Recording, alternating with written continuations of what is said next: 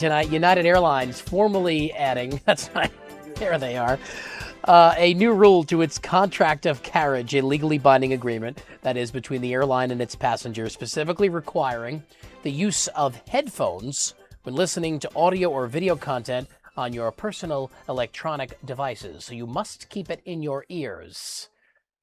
This should be on every flight, I think, but there is only one person who can tell us what is the right way to go about this, and it's Mr. Manners who joins us. Hello there, Thomas. How are you? Hi, Richard. Good to see you. Nice to see you. So, you know what?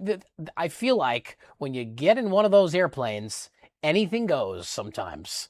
But in this case, United at least is cracking down and saying, you know what? I think we're going to curb the noise from these electronic devices. So tell me how you feel about this.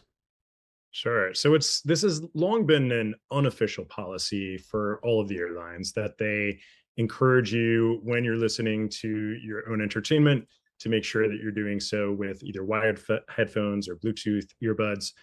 It's United now who's taking the lead and making this a little bit more serious. So they've effectively put some teeth into a policy that was a common courtesy policy.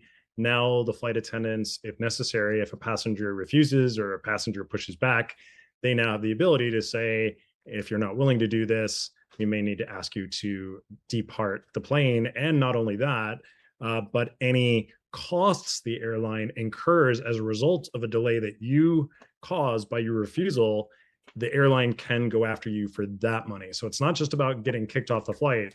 There could be potentially massive monetary damages involved as well. Shouldn't this just be a given where these airlines don't have to go to their contract of carriage and maybe just, people should have manners and go on the plane and put those headphones in their ears?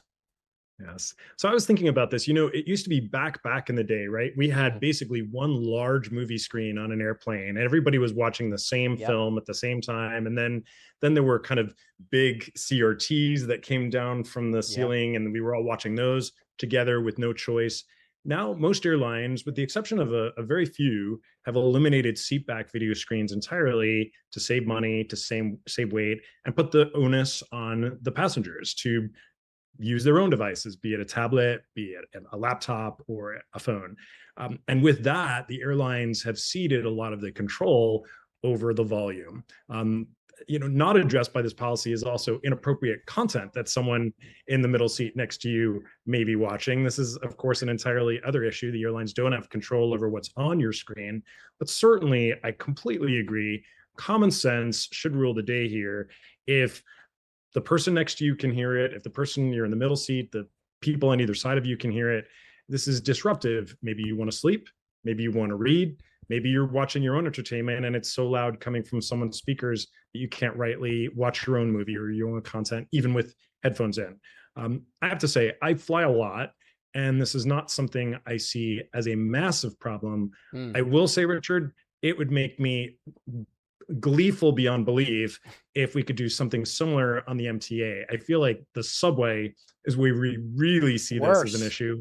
I think it's probably completely unenforceable. The MTA, of course, has lots of public service campaigns about this, but this is whether it's people on a FaceTime call or people doing videos very, very loud, or even just loud music, they seem to be completely ignorant of the fact that everyone around them can hear.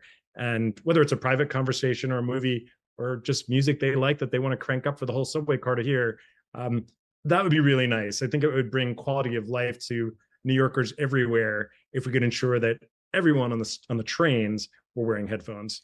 Interesting you say that, because it made me think of the quiet cars on Metro North. The MTA was able to do that on the Metro North lines, but I don't know, like you said, is that really enforceable on the subways? You can't kick somebody off a subway. You can kick them off a plane, though. That's right. Yeah, and the fines and so on. I think it's impractical. Although now, as we've just learned as well, it sounds like the MTA is rolling out advertising that is going to play. I think maybe every 10 minutes you'll hear a 30-second spot on your train. So not only do we have to contend with the loud volume of music or movie or phone call, but now advertising as well. So I think it really underscores the importance for every New Yorker to have their own set of earbuds, so that even if it's noise around you, pop in those noise canceling earbuds, and hopefully they're able to drown out the annoying sounds around us. Not as easy to do on an airplane where you can't move your seat, you can't get up, you can't leave. You're really trapped on an aircraft, at least on a subway train, with the exception of rush hour, perhaps. You can at least move around. And if somebody's being terribly noisy, I'd say don't engage with them. Far better to just move somewhere else where it's a little bit quieter.